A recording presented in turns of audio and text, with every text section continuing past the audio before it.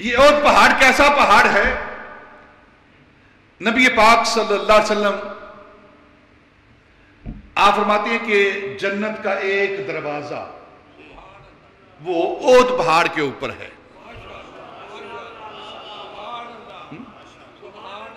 جنت کا ایک دروازہ احد پہاڑ کے اوپر ہے.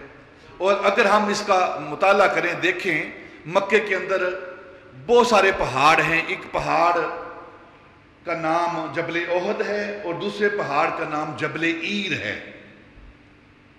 عین یہ اور رے عیر، یہ دونوں پہاڑ یہ مدینہ کے اندر ہیں. اور نبی پاک صلی اللہ علیہ وسلم فرمایا جو احد پہاڑ ہے ہم اس سے محبت کرتے ہیں اور احد پہاڑ ہم سے محبت کرتا ہے. اور نبی پاک نے فرمایا جو عیر پہاڑ ہے، جبل عیر ہے، وہ ہم سے بغض رکھتا ہے.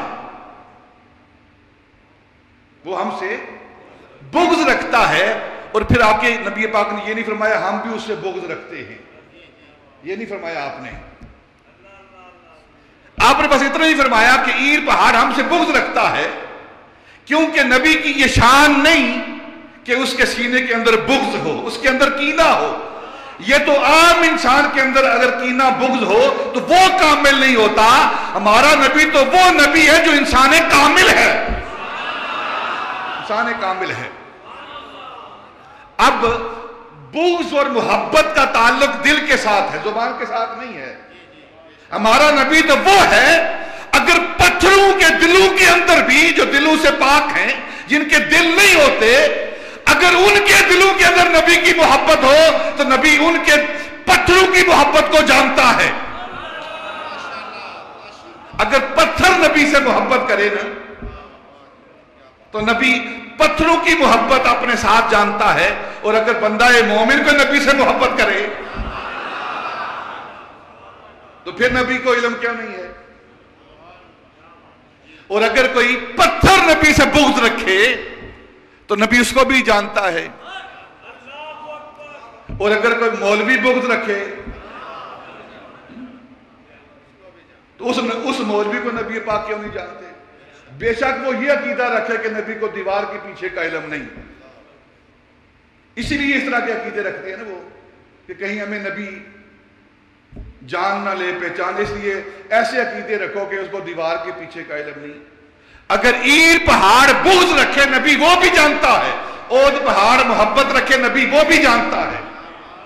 اور اگر دونوں پہاڑوں کو آپ دیکھیں، اللہ آپ کو دکھائے، بولو نا آمین. دونوں پہاڑ آپ جا کر اپنی آنکھوں سے دیکھیں، عیر بھی دیکھیں اور احد بھی دیکھیں. عیر پہاڑ کا رنگ کالا، جلا ہوا، کوئی سبزہ نہیں اوپر، بے نور، بے رونق، جلا ہوا.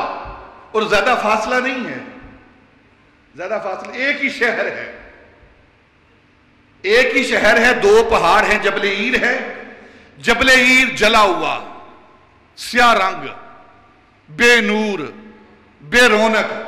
اور دوسری طرف جبل احد سرخ رنگ کا، پر نور، با رونق. تو دونوں پہاڑ اپنے چہرے سے وضاحت کر رہے ہیں کہ جس کے سینے کے اندر، جس کے دل کے اندر نبی کی محبت ہو وہ سرخ ہوتا ہے، با نور ہوتا ہے، با رونق ہوتا ہے، چاہے وہ پہاڑ ہی کیوں نہ ہو.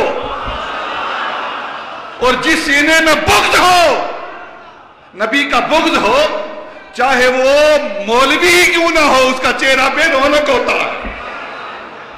آپ دیکھ لو، آپ بھی جا کر دیکھنا، جس کے سینوں کے اندر بغض ہوتا ہے نبی پاک کا، آپ کی شان کو بیان نہیں کرتے، آپ کے علم کو بیان نہیں کرتے. بے شک مولوی ہیں، علم ہے، لیکن چہروں پر رونق نہیں ہے.